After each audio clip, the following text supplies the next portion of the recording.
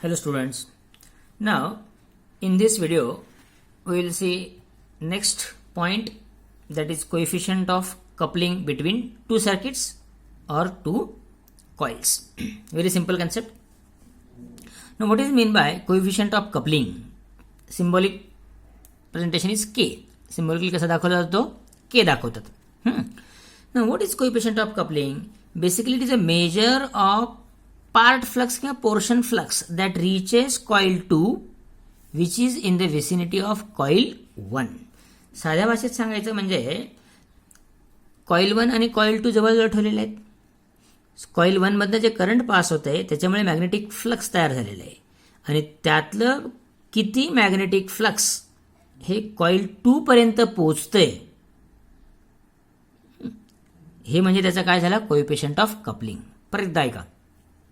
The coefficient of coupling is measure. कसले measure येते? Measure of portion flux किंवा part of flux, हिस्सा, काही भाग. कोणता? That reaches coil 2 which is in the vicinity of coil 1. Vicinity म्हणजे जवळ. जे कॉइल 1 जवळ जी कॉइल 2 आहे त्या कॉइल 2 कडे कॉइल 1 मुळे जे मॅग्नेटिक फ्लक्स तयार झालेला आहे त्यातला किती हिस्सा, किती पोर्शन, किती भाग पोचतो हे मेजर करण्यासाठी आपण काय वापरतो? Coefficient of coupling. कळते? मग साध्या भाषेत सांगायचं म्हणजे कोएफिशिएंट ऑफ कपलिंग जर जास्त असेल तर अल्टिमेटली ट्रान्सफर जास्त होईल, इंडक्शन किंवा तिकडे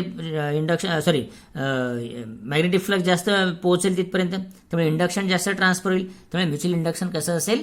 जास्त असेल. म्हणून इथे शब्द वापरला इफ के म्हणजे coefficient of coupling is greater, mutual inductance will be greater. Okay. आता याच्याशी संबंधित मॅथमॅटिकल पार्ट जो आहे किंवा डेरिव्हेशनचा छोटासा पार्ट आहे तो आपल्याला बघायचा आहे.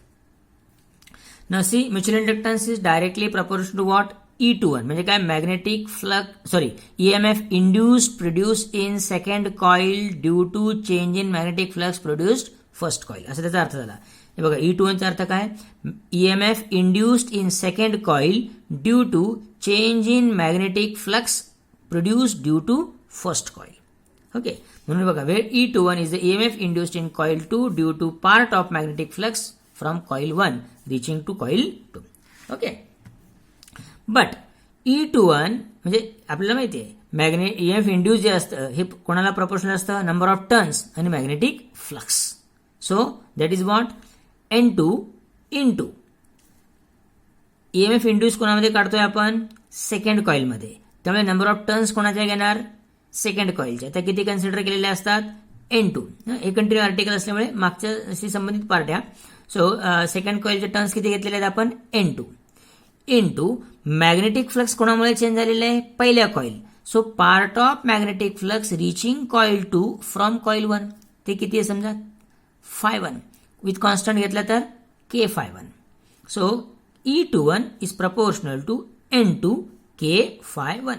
बट मॅग्नेटिक फ्लक्स जे प्रोड्यूस झालेलं आहे पहिल्या कॉइलमध्ये ते कोणाला प्रपोर्शनल असणार आहे? त्याच्याशी कॉइलचे असलेल्या नंबर ऑफ टर्न्सशी संबंधित. सो Φ1 इज प्रपोर्शनल टू काय मग? N1. Phi is proportional to coil N1. So we can replace this Φ1 by N1. मग काय होईल ते? E21 proportional to N2 K आणि हा Φ1 ची जागा कोणाला दिली आपण? N1 ला.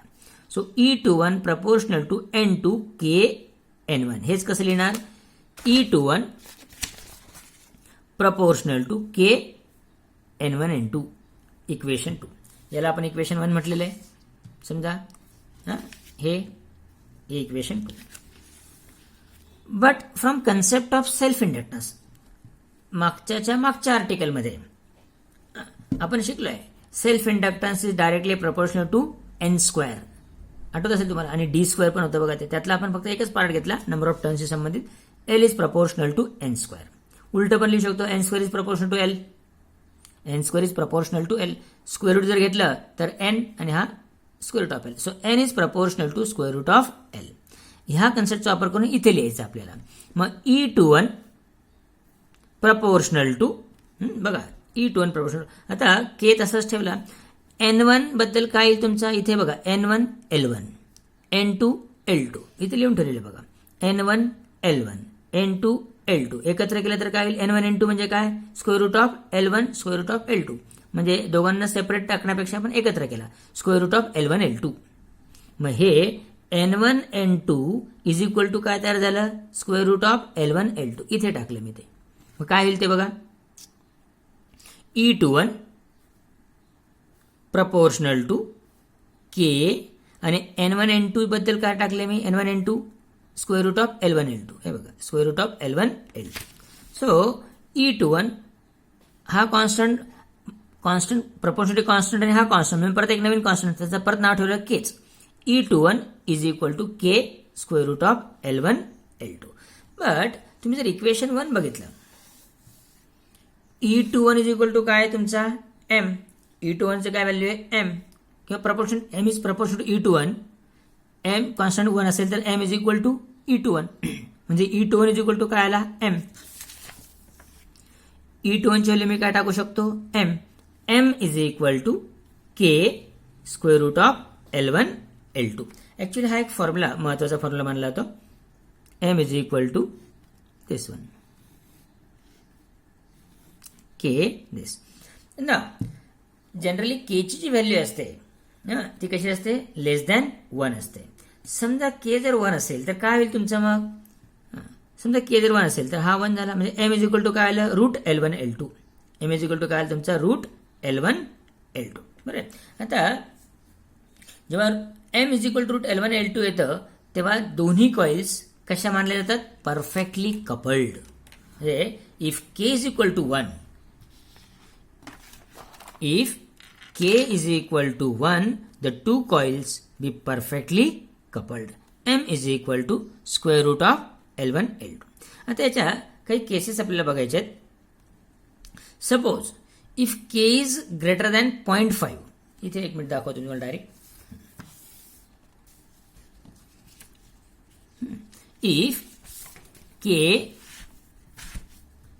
if K is greater than 0.5 अशी जर सिच्युएशन असेल the two coils are said to be tightly coupled म्हणजे जर K ची व्हॅल्यू 0.5 पेक्षा जास्त असेल विचारता म्युच्युअल ट्रान्सफर काय होतोय आपण म्हटलं K काय इंडिकेट करतोय K is the measure of part of magnetic field transfer from coil 1 to coil 2 म्हणजे याचा अर्थ 0.5 पेक्षा जर ती व्हॅल्यू जास्त असेल तर याचा अर्थ त्यांच्यामधलं कपलिंग कसं आहे चांगलं आहे टाईटली कपल्ड आहे 0.5 पेक्षा जर कमी असेल if K is less than 0.5 the two coils are said to be loosely coupled yes म्हणजे अर्ध्यापेक्षा कमी हे अर्ध्यापेक्षा जास्त आहे तिसरी केस समजा if L1 is equal to L2 असेल बघा आता त्या फॉर्म्युला आपल्याला काय मिळाला होता हा L1 इज इक्वल टू जर L2 असेल मग L1 L2 सारखेच जर आहे तर वेगळं म्हणायचंच नाही ना त्याला आपण Lच म्हणू डायरेक्ट म्हणजे L1 is equal to L2 is equal to L say म्हणूया म्हणजे आता काय झालं हा पण L झाला हा पण L झाला म्हणजे L into L L square square root of L square काय येईल L square root of L square L हे बघा square root of L square काय येईल L आणि मग साधी गोष्ट आहे हा जर L झाला तर M इज इक्वल टू काय येईल L M is equal to L म्हणजे याचा अर्थ काय जर तुमचा L1 is equal to L2 असेल then mutual inductance itself is a self inductance of coil समजून घ्या if L1 is equal to L2 असेल then mutual inductance म्हणजे M if L1 is equal to L2 then mutual inductance M itself is self inductance of coil correct okay आता एक छोटा परत एक point आहे तो सांगतो काय ते see in some cases large value of mutual inductance is desirable किंवा रिक्वायर्ड म्हणजे फार कमी ठिकाणी आपल्याला म्युच्युअल इंडक्टन्सची व्हॅल्यू जास्त लागते किंवा जास्तची गरज असते कुठे तर ट्रान्सफॉर्मरमध्ये म्हणजे ट्रान्सफॉर्मरमध्ये आपल्याला एक्सपेक्टेड असते की मॅक्झिमम म्युच्युअल इंडक्टन्स असावा okay so that transformer can transfer 100% of किंवा transformer can give 100% efficiency okay पण प्रत्येक वेळेस आपल्याला म्युच्युअल इंडक्टन्स जास्तच पाहिजे असं नसतं तर होम अप्लायन्सेस जे असतात आपले घरगुती जी उपकरणं असतात त्याच्यामध्ये आपल्याला म्युच्युअल इंडक्टन्सची जास्त व्हॅल्यूची गरज नसते. It may be sometimes get problematic. आणि म्हणून but for some home appliances, बघा इथे म्हटलेलंच आहे, but for home appliances higher value of mutual inductance is not desirable. Correct. एक छोटी नोट लिहून ठेवलेली आहे, काय ती बघा माहितीसाठी. When coils are parallel to each other, लक्षात घ्या, when coils are parallel to each other then coefficient of coupling is maximum. जे थिटा 0, त्यांच्यामधला angle 0. And when two coils are perpendicular to each other at that time coefficient of coupling is minimum. म्हणजे याचा अर्थ जर दोन coils एकमेकाला parallel असतील तर म्युच्युअल इंडक्टन्स चांगला होतो, कपलिंग चांगलं होतं, मॅक्झिमम कपलिंग मिळत असतं आपल्याला, ट्रान्सफर चांगलं होत असतं magnetic flux coil 1 to coil 2. आणि जर त्या एकमेकाला परपेंडिक्युलर असतील तर कमीत कमी मॅग्नेटिक फ्लक्स कॉईल 1 कडनं कॉईल 2 कडे काय होतं, ट्रान्सफर होतं. ओके. आणि एक छोटी इम्पॉर्टंट नोट MCQ साठी म्हणा किंवा वन लाईन स्टेटमेंटसाठी, फॉर रेडिओ कॉइल्स, म्हणजे आपली जी रेडिओ फ्रिक्वेन्सी असते ज्याला आपण इंटरमिडियंट फ्रिक्वेन्सी म्हणतो. सो रेडिओ कॉइल्समध्ये जी रेडिओ फ्रिक्वेन्सी किंवा इंटरमिडिएट फ्रिक्वेन्सी ट्रान्सफॉर्मर जे असतात त्यांचा जो कोएफिशियंट ऑफ कपलिंग असतो तो साधारण व्हॅल्यू जी असते ती काय असते, 0.001 to 0.05.